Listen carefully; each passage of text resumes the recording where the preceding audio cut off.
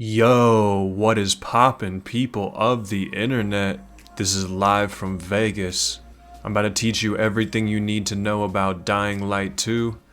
Before its release, we're gonna go over some leaked images as well as some confirmed images, the release schedule worldwide, as well as some major tips and tricks to get you a head start in game. So drop a sub right now, because you're about to learn something in this video. Let's jump into it. So the number one tip is the most straightforward, and this is for any returning player or any new player. If you want to level up your skill tree, as you can see on screen here, the left side is combat and the right side is parkour. They level up separately.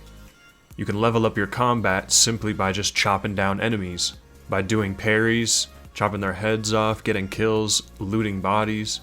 Anything involving combat, you're consistently gaining XP towards your combat skills. This is how it's been in both Dying Light games. Again, if you're a new player, maybe think a game like Mirror's Edge. There's an advanced parkour system in this game. Anytime that you're running, jumping, climbing, throwing the grapple hook, doing a roll, wall run, every single time you perform one of those activities, you're getting XP towards your stamina bar. So just continue to perform. Basically, just live your best life, get as many kills, and do as much parkour as you can, and you'll ultimately just level out in the end. If you see opportunities to wall run, that means take every chance you get for the bonus XP. That's tip number one. Now, different from Dying Light 1 in this game, tip number 2 is how you can upgrade your stamina and health, and that's through these items called inhibitors. And as you can see here, spend 3 inhibitors to increase your stamina level. And you absolutely want to level up your stamina, probably more so than your health. If you're doing night runs, you're going to definitely want high stamina to fight your enemies and get away. We'll talk about inhibitors more in a little bit, but that's tip number 2. On to tip number 3, you heard me mention the nighttime. Tip number 3 is get as many night runs in as you can. You cannot be afraid of the nighttime. You need to actually harness that power, because it gives you bonus XP and levels cracked out for running such risky missions. So you need to go out there, you need to do the nighttime missions. Might be a little bit rough, but just grab a friend or two. You guys will be chilling, because there's co-op campaign in this game all the way through. Speaking of power leveling, you guys need to come and check out my stream, because I'm going to be doing a 24-hour live stream right here on the channel. So just hit that subscribe button right now, and you'll see me live in your sub box tomorrow when this game goes live. You heard me right, a 24-hour stream, so click it tomorrow. We're going to be celebrating the launch of Dying Light, and I'm going to be doing them night raids. You already know, co-op with the boys. So anyways, back to the video. I guess before we get into a tip, we could talk release schedule real quick.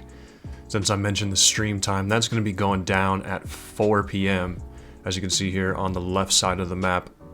You know the name, Live from Vegas. I'm on Pacific time, so 4 o'clock tomorrow is when I'm going to be going until 4 o'clock the next day, maybe even later. And then you can see the rest of the time zones here. New York also launching tomorrow at 7 p.m. London at midnight.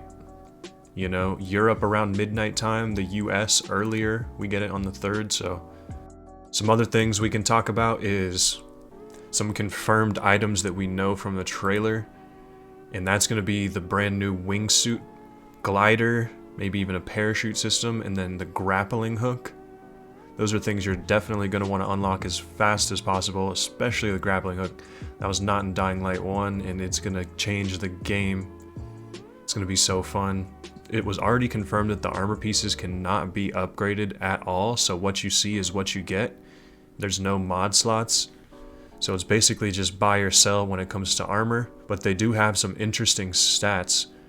Some of the leak images here, you can see there's different classes of armor, like a brawler, focused on dealing damage with one-handed weapons. Another one shown here is the medic, specifically shown in parkour and combat healing. You can see it has minus stamina cost and plus damage with parkour effects. Pretty interesting. I'd probably stick with the one-handed damage in that situation.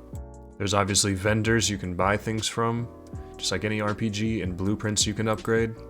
And then let's just talk some Dying Light 1 comparisons real quick. We know in Dying Light 1 that there was guns. People keep asking me if there's going to be guns.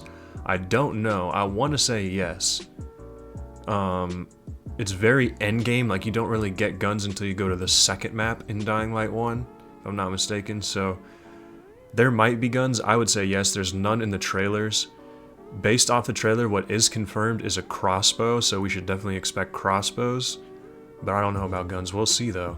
I'd say there's a good chance. It's basically, you know, 50-50. I don't know why they would take them out, unless they're really trying to go for this specific super apocalyptic atmosphere, which makes sense. A major tip is definitely just loot every single crafting bin that you see.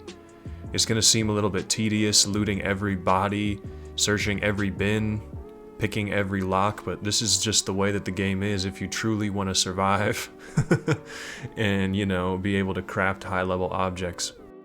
The weapons that you're holding are obviously going to have a limited durability, so you need to keep a couple on hand, at least like 5. I don't know how much you can hold in the game. There is an upgrading system, just like the first game, where I'm assuming you can get elemental damage, fire, electric. You can upgrade the blades, the durability of different weapons. So you're going to want to definitely, like I said earlier, loot every single item. If there's skills for lockpicking, it's something that you're definitely going to want to invest in. Lockpicking skills are going to be huge because you lockpick like all the valuable materials. Those are the main things that you're going to want. So lockpicking's good. I'm just excited to dive into the game. There's a lot more to talk about that we don't even know from the outside looking in. Can't wait to get my hands on it tomorrow. Again, tune in for the stream. Drop a sub if you learned anything from this video, because there's going to be tons more coming. In-depth tutorials. This has been Live from Vegas. I'll see you guys online. Peace.